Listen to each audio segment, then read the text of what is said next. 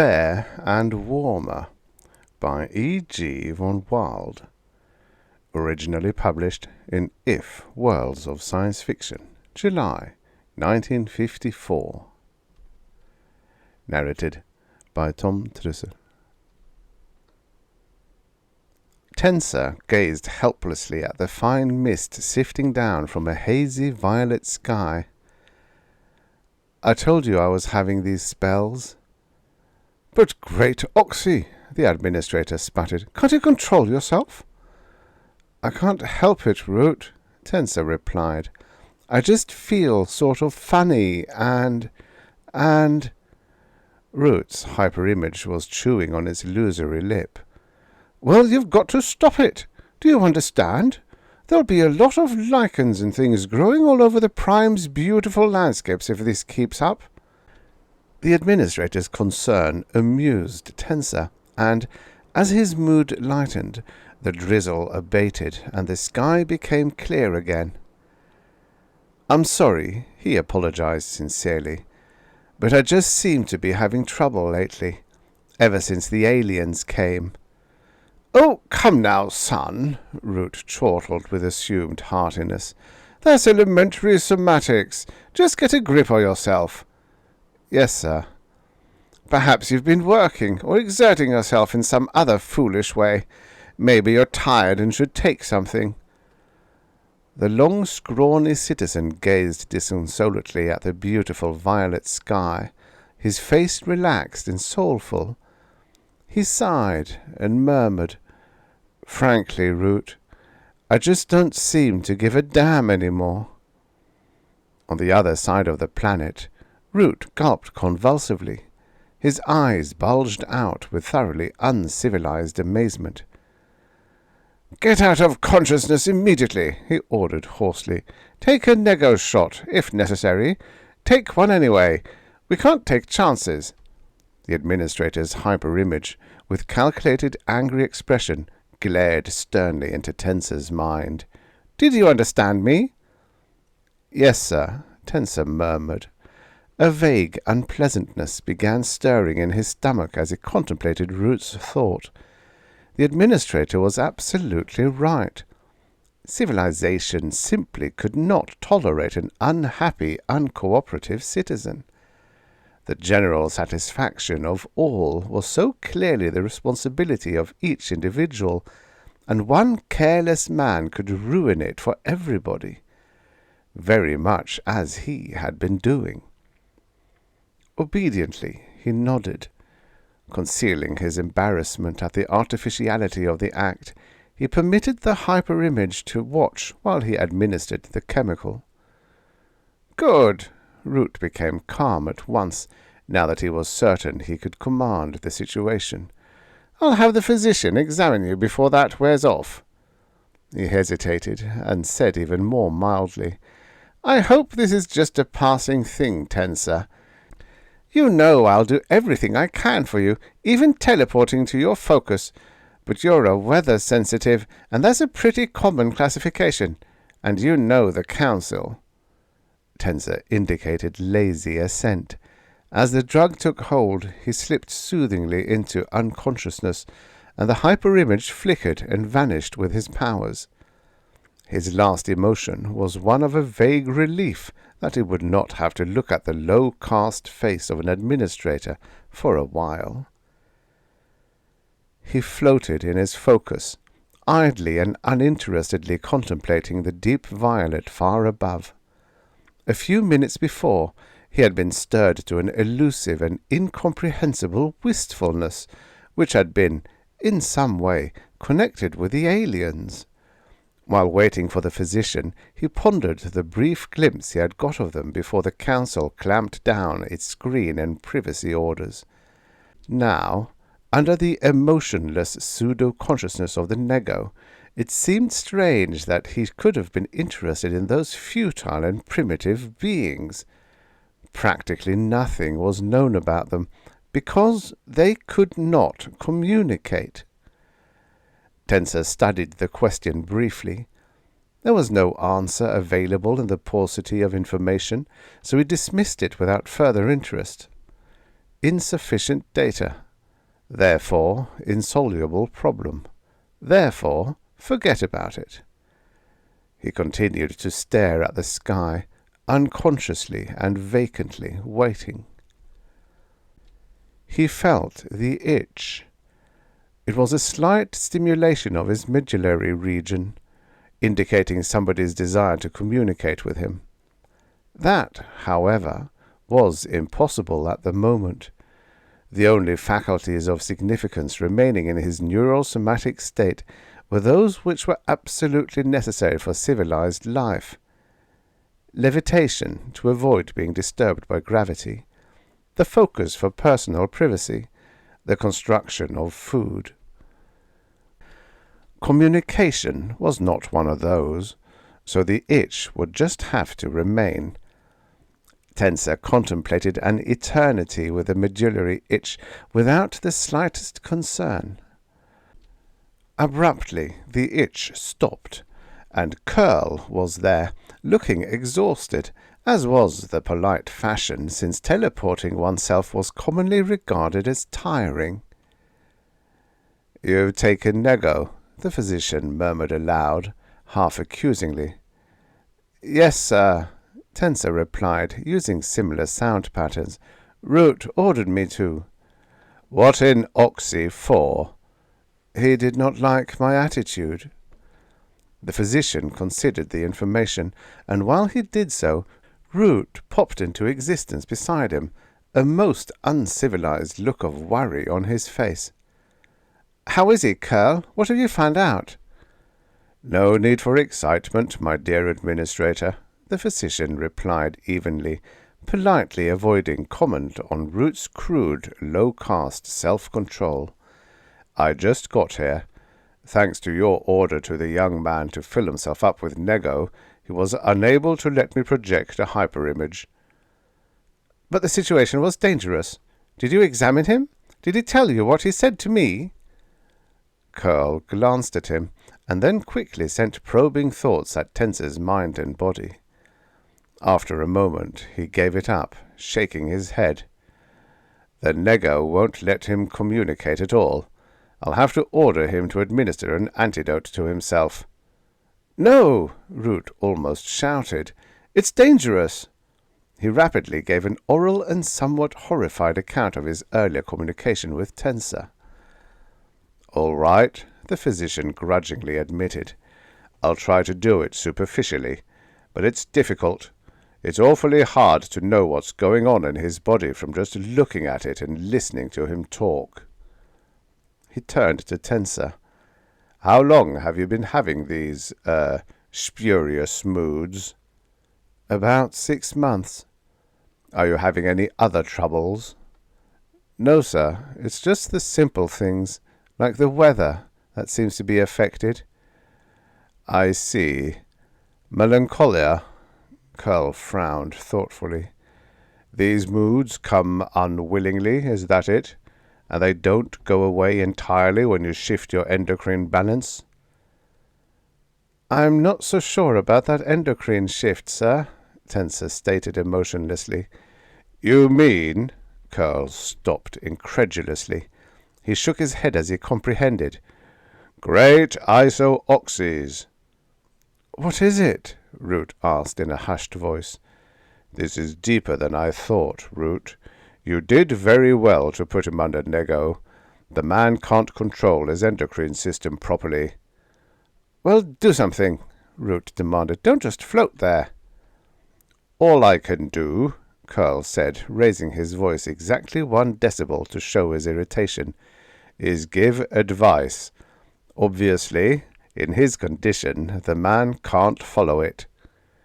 Root gazed unhappily at his friend. He was in authority over Tensor, and therefore far inferior in native gifts.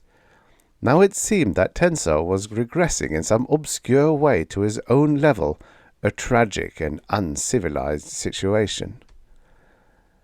"This has happened before," Curl admitted, "but I can't quite remember when."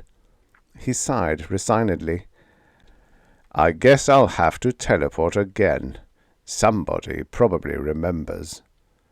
He disappeared for a few minutes, and returned again, face beaming despite the fatigue. "Oh yes," he said cheerfully. "Now I know." Tensor stared at him with uninterested eyes. "The man is dying," Curl explained with satisfaction. "Dying?" Root murmured incredulously. "But that's impossible, unless the council orders him to destroy himself. Why, that would make him just like an animal." "That's what it is," Curl insisted. Ordinarily, Tensor would have been somewhat interested to know about this strange process that was taking place within his body, but the nego kept his mind dull and unconcerned. He did not even question for reasons. Root, however, did, and the physician happily explained. "You just have never been concerned with these rare symptoms, my dear administrator.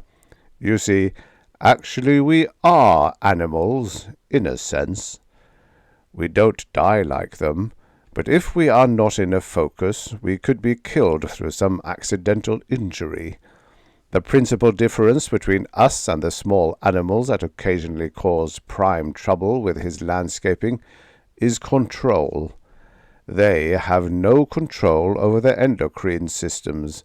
We have." "Of course," Root said. "I know that."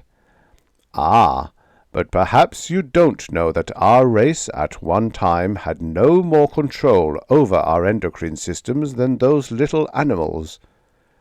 There are a lot of ways to account for the change, and it makes very fascinating discussion because it's absolutely unimportant. However, under such conditions, a human being would automatically reach a certain stable level of development. But then, after an incredibly short time, the essential chaos within its body due to lack of endocrine control causes it to deteriorate. Eventually, it is no longer capable of sustaining life, and it dies." The physician moved his hands in an awkward but eloquent gesture. "And that's all there is to it." "Oh," Root murmured in an awed tone, not even comprehending the extent of the disease, but trying to accept the staggering idea of natural death. "Can't you do anything for him?" Curl turned his attention casually back to the sick man again. "Possibly. Dying, of course, is not a disease in itself, but merely a symptom of one." He shook his head. "I certainly wish I could examine him directly without getting involved in a major social crisis." "Oh, Prime would be furious," Root warned.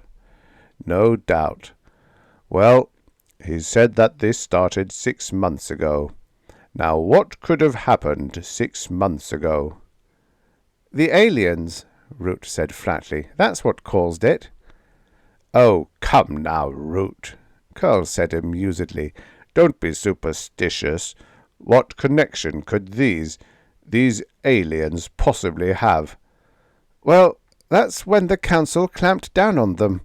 Something funny about the way they did that, too."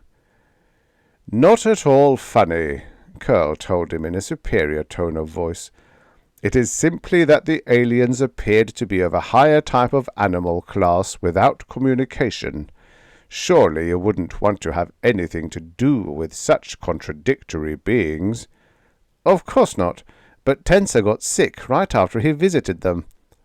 "He went to visit them?" Curl was pensive a moment, and his eyes lighted up.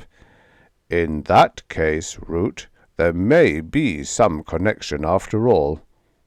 Root nodded without speaking. "Tensor," Curl said thoughtfully, "did you actually go to inspect the savages?" "Yes, sir." "When?" "Just before the council stopped it." "Uh-huh. Did you have a reaction?" Tensor considered. He recalled every detail of the fleeting impressions that had been his during the few brief moments of his presence near the peculiar organisms. The impressions were confused and mingled with sensations of teleport fatigue, but there was a definite and strange sentiment involved somewhere. "Yes, sir," he said woodenly. There seems to have been a reaction. Ha! The physician glanced significantly at Root. What kind of a reaction, Tensor, and how strong was it?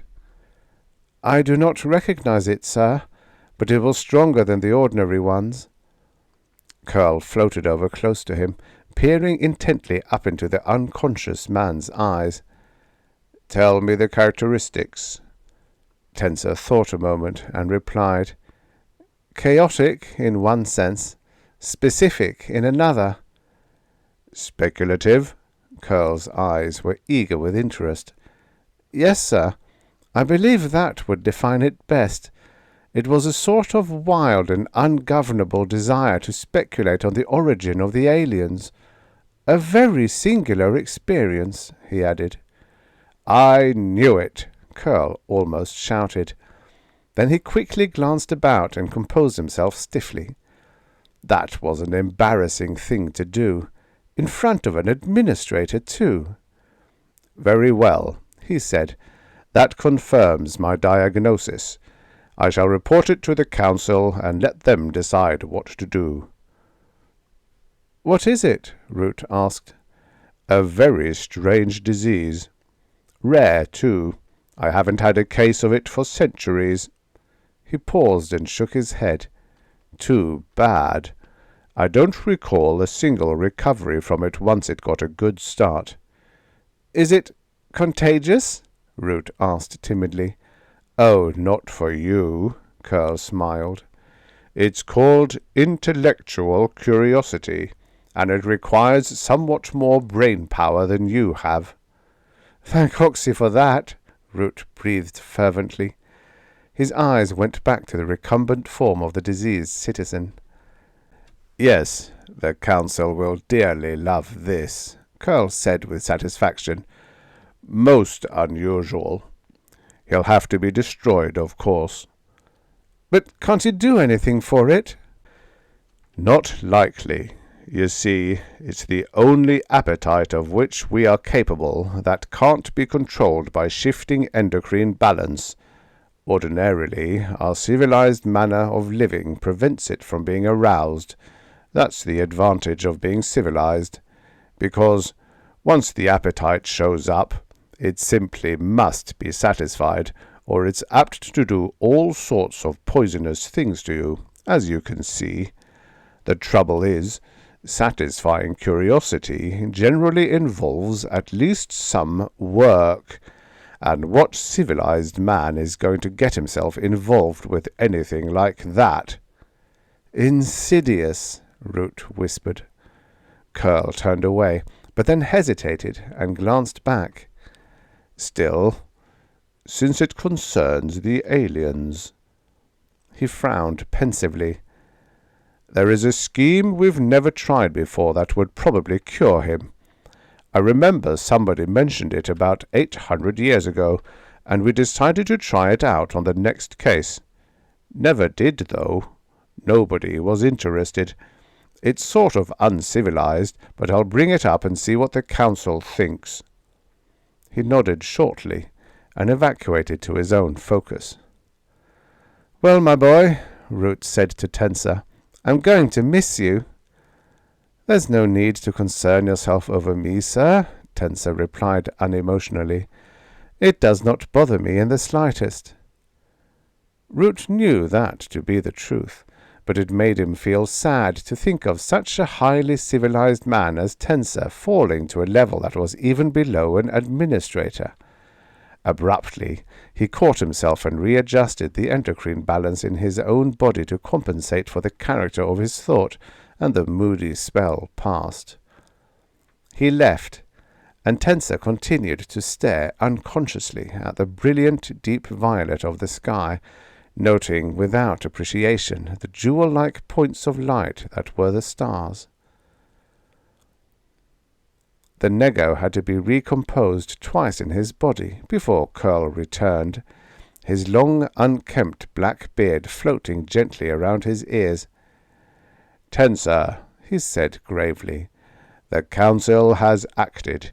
It has been decided not to order you to destroy yourself immediately.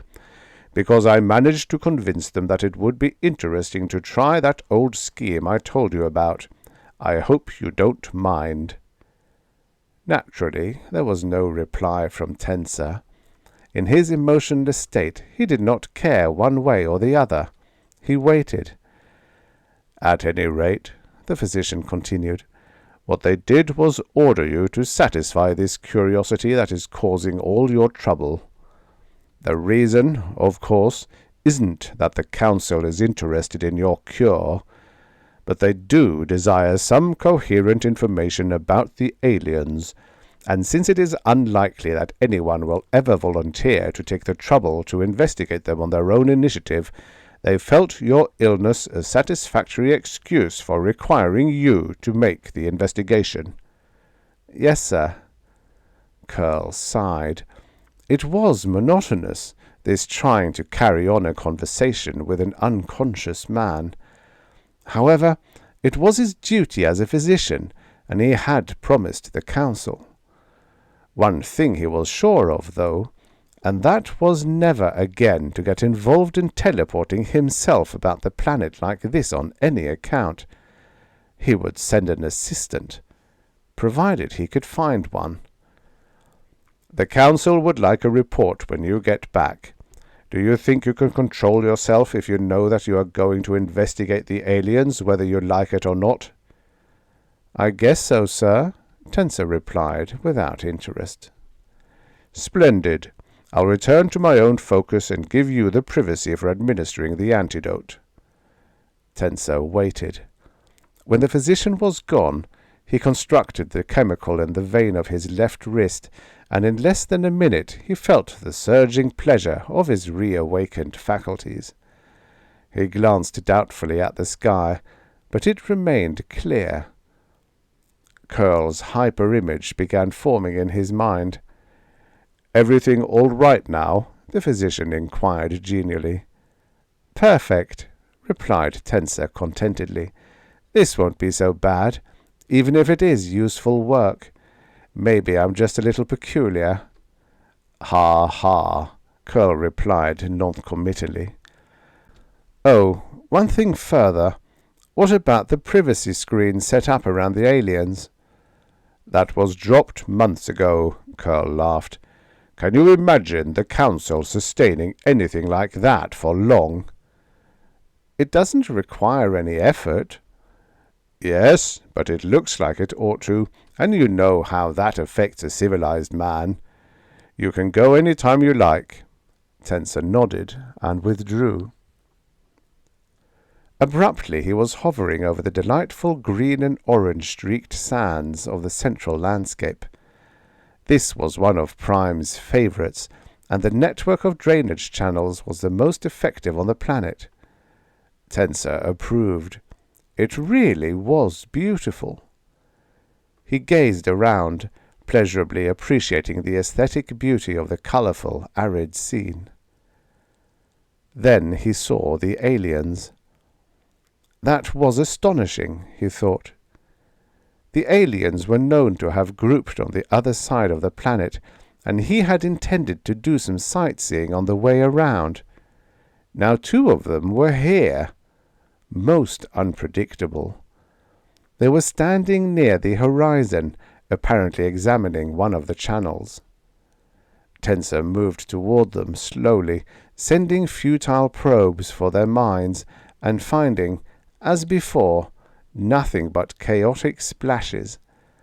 It was really unfortunate that they could not communicate. He moved higher as he approached, for the better view is afforded.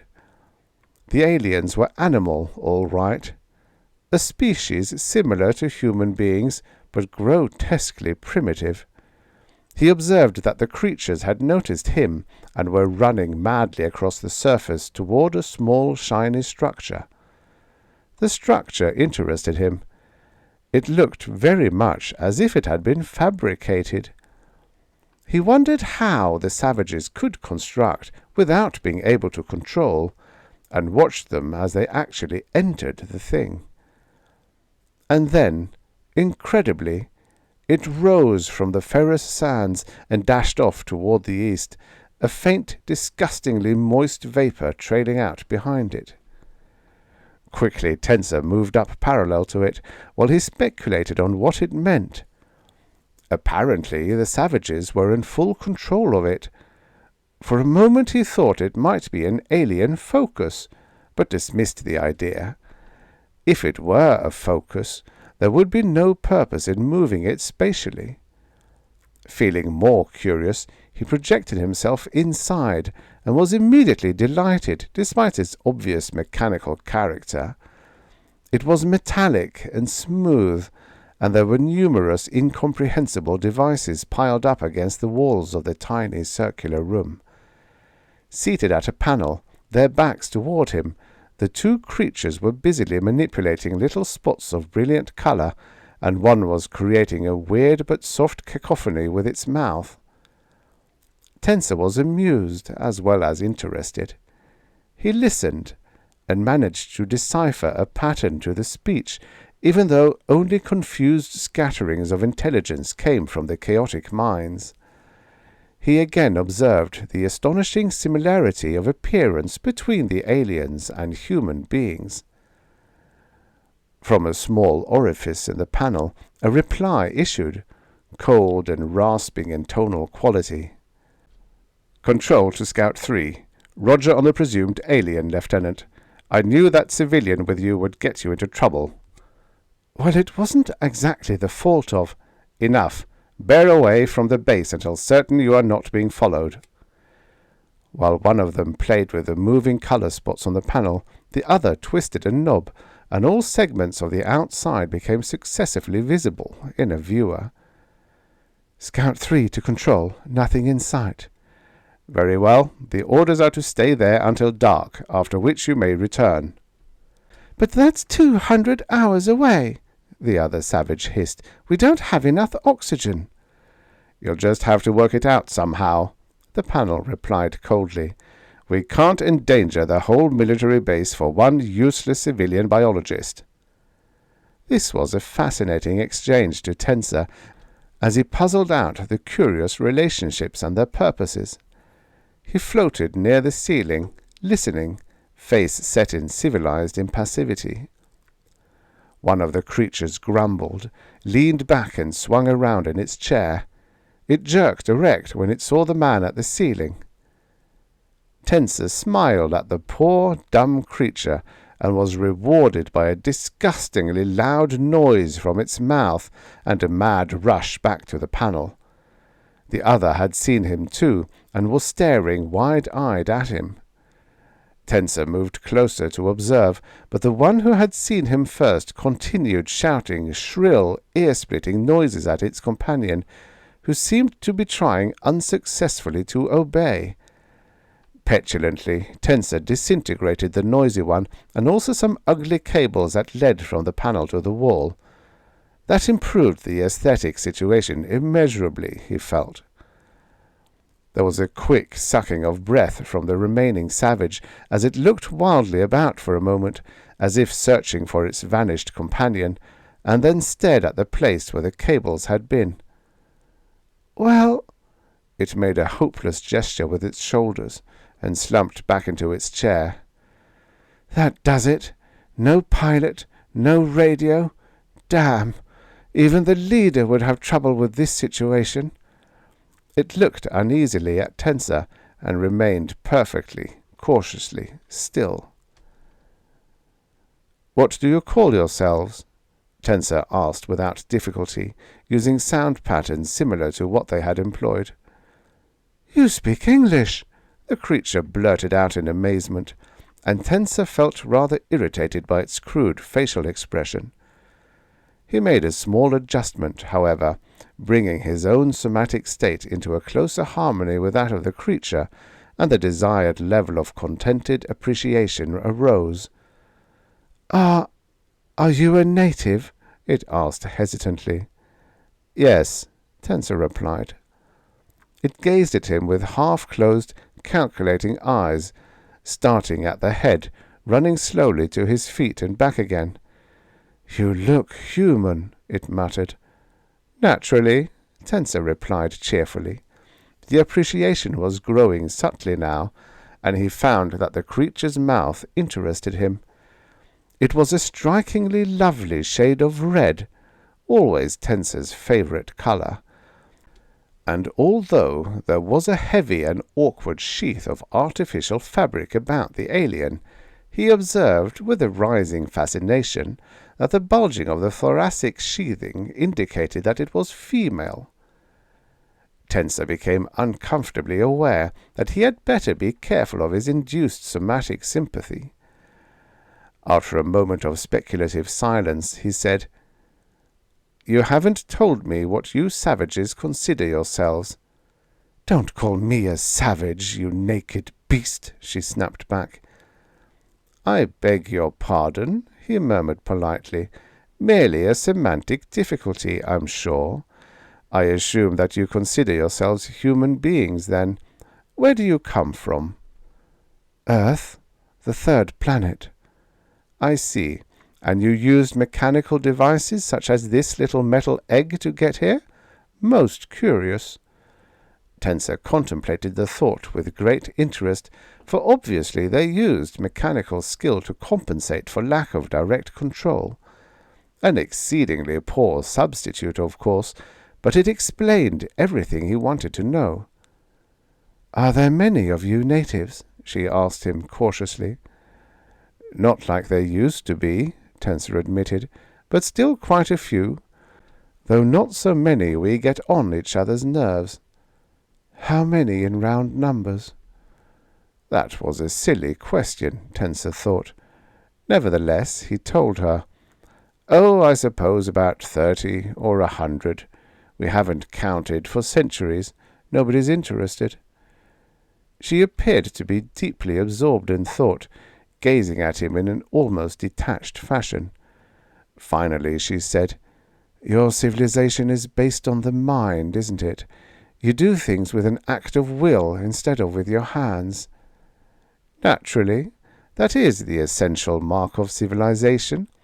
At least," he added politely, "from our point of view." "Are you telepathic?" "Only with other telepaths," he said simply. "Then how did you learn my language?" "Oh, after you talk it a bit, I can see certain relationships, but the mental pictures are so discontinuous and nonspecific that it takes a little time before the pattern emerges." "That means you don't actually know what I am thinking." "Correct. You have the potential, but you don't have the control necessary to permit it." A small, satisfied smile curved about her lips. Tensor found it oddly disconcerting. Despite the ugly sheathing, there was something about her that was quite pleasant. He began to feel that she was even beautiful, and as he disintegrated the sheath in order to appreciate her better, he realized that it was undoubtedly the strange endocrine balance he had created in himself that was responsible for the attitude. Because there was nothing particularly well designed about her. She looked unprepossessingly like a civilized woman, except a good deal fatter in places, which hardly helped matters from an abstract point of view. Tensor could only assume that his point of view was becoming less abstract. He observed that, upon his disintegrating the sheath, the noise was there again, issuing rapidly from her mouth, and lacking in detailed semantic significance. It was very curious, he thought, watching the rapid rise and fall of her pink-tipped breasts. He could not determine whether the signal indicated terror or fury. She solved the problem for him by grasping a small metal object from the rack beside her and throwing it at him. He deflected it to the floor as it left her hand. "What?" he asked politely. "Is disturbing you so?" He liked the angry sparkle of her eyes. "You!" she snapped. "Keep away from me!"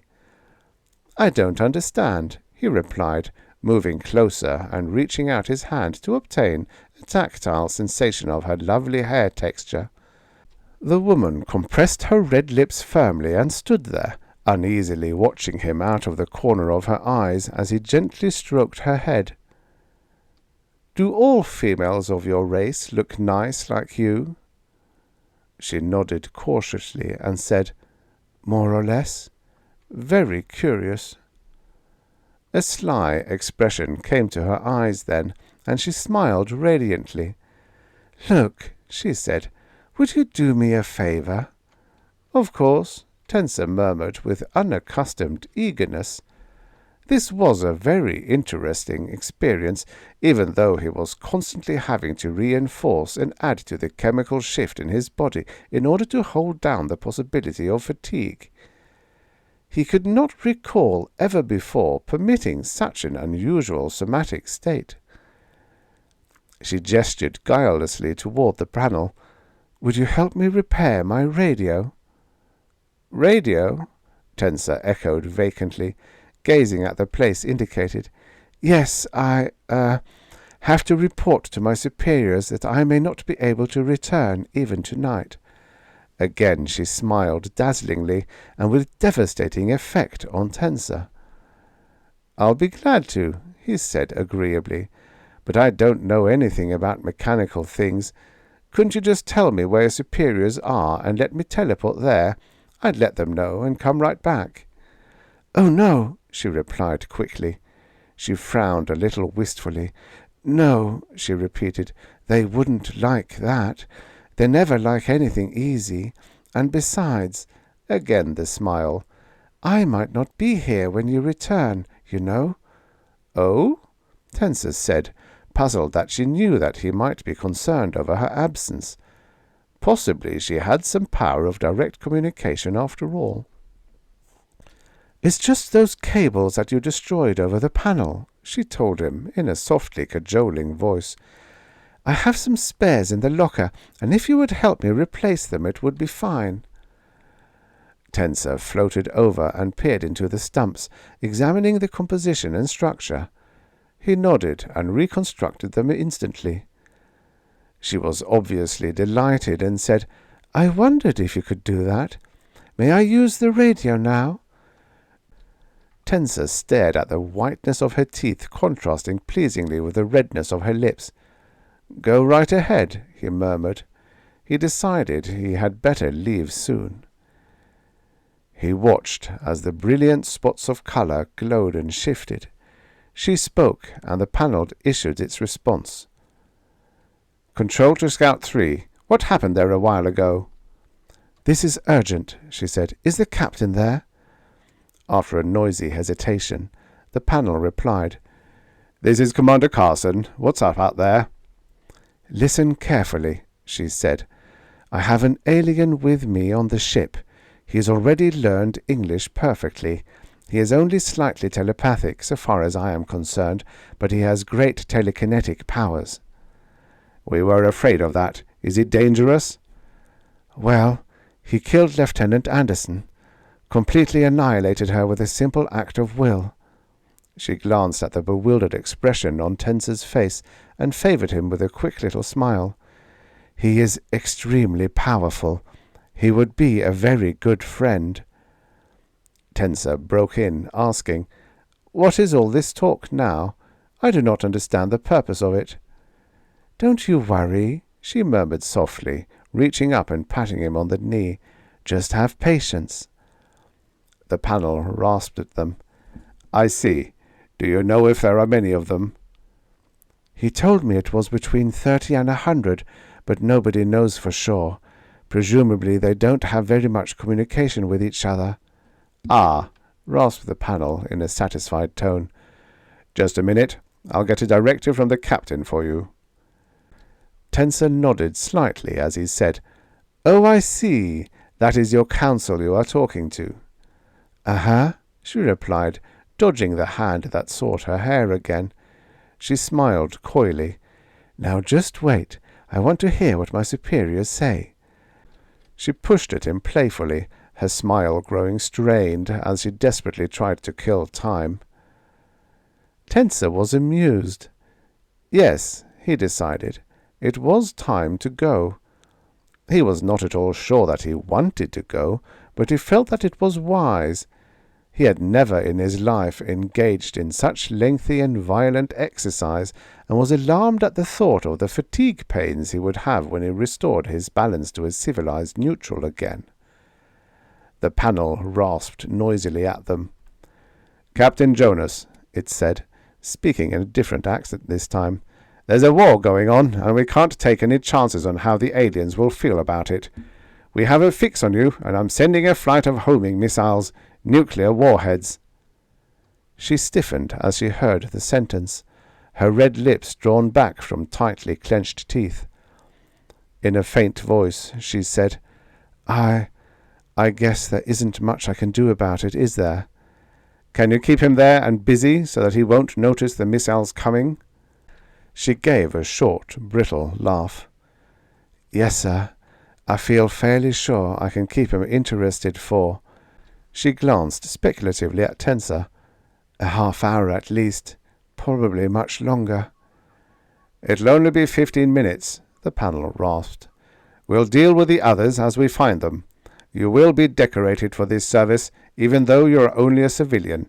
Posthumously, of course." The panel was silent.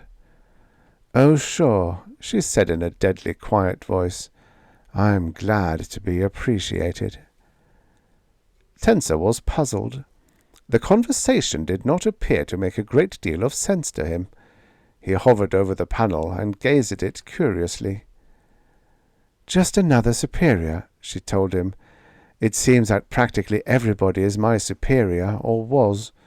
She sighed and looked down at herself, wistfully thinking that it was a shame to have to waste all the carefully nurtured loveliness that she knew she was.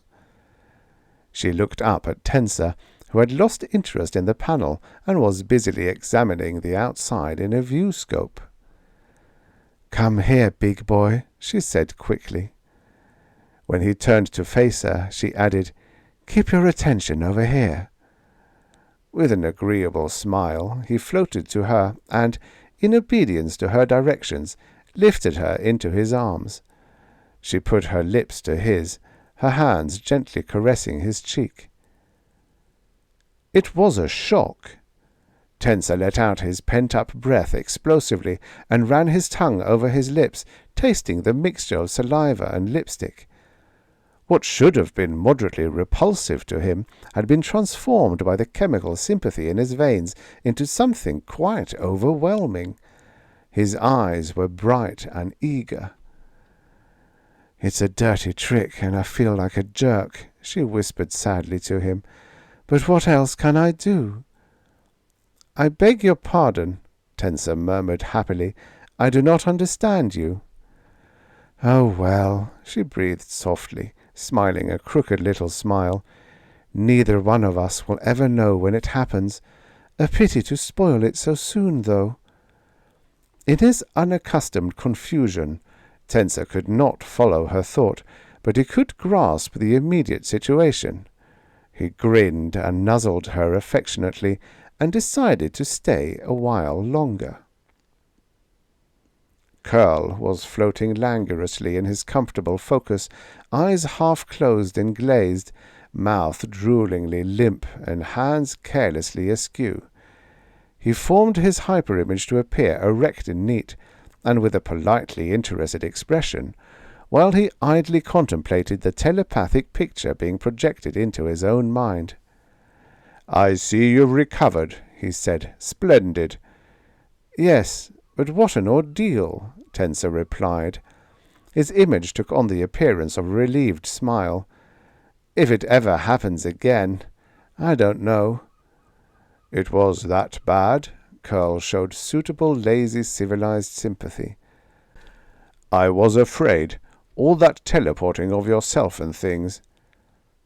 "It took me almost 10 minutes to recover from it," Tensor said grimly. "That's a lot of lactic acid to locate and destroy. But the Council will appreciate it, even if Prime did complain, poor fellow." "Well, I promised to investigate, and I'm a man of my thought. Of course, the curiosity vanished as soon as I got into actual communication with one of them." "They communicate?" Curl permitted his image to appear, mildly astonished, which was the only civilized thing to do. "Tell me about it." "It's crude, but in some things successful," Tensor explained. "The alien I contacted was a female, for instance. When I adjusted for relative somatic sympathy so that I could stand the poor, uncivilized creature, I naturally acquired the full appetites of a male animal, and this female seemed to understand some of my thoughts very well." "You simply can't imagine the violent somatic compulsions one encounters under such a balance." "Horrible," agreed Curl. "But I understand, my boy. I once fathered a child. Must have been at least a couple of 1,000 years ago, purely out of scientific interest, of course, and never again." The physician paused and added, "Matter of fact, it's quite likely that you're that child. Can't ever tell about these things, you know." Tensor nodded in polite agreement and continued with his own story. "It wasn't at all bad while it was going on, because I was pretty well anesthetized from body chemicals, but the hangover was terrific." "Yes, no doubt." Curl appeared to consider a moment before asking, "What about this uncivilized hubbub the Prime raised that caused the Council to order him to destroy himself?" "Oh, that. Well, just as I was about to leave, this primitive I was with coaxed me into playing an interesting but remarkably violent sport with her, and about the same time it appears that her superiors, for some unknown reason, decided to destroy her. It seems that the Aliens Council doesn't let them take care of it themselves." How did they accomplish it?" "They used some nuclear breakdown devices, which I imagine serve their primitive society quite well. The devices have appetites built into them for a certain kind of target, so they will know where to go. But when I agreed to play this game, I naturally set up a privacy focus, so the ship we were in just didn't exist for the nuclear devices. They kept on looking, though, and finally found a lot of similar ships back at the aliens' main camp.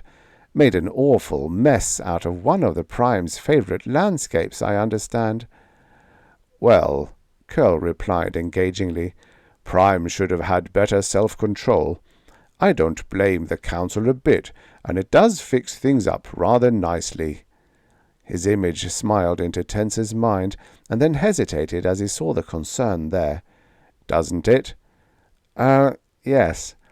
All except for the alien female that insists on staying with me now, since none of her people is left on the planet. I told her 2 or 3 times to go ahead and destroy herself if she wanted, but she just rumples up my hair, grins at me, and says she already has." He looked worriedly at Curl. "Well, that's just one of those things, I guess," Curl murmured philosophically.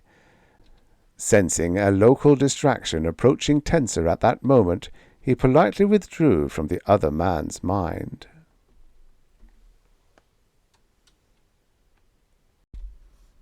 The end. Subscribe for your daily stories of futures past.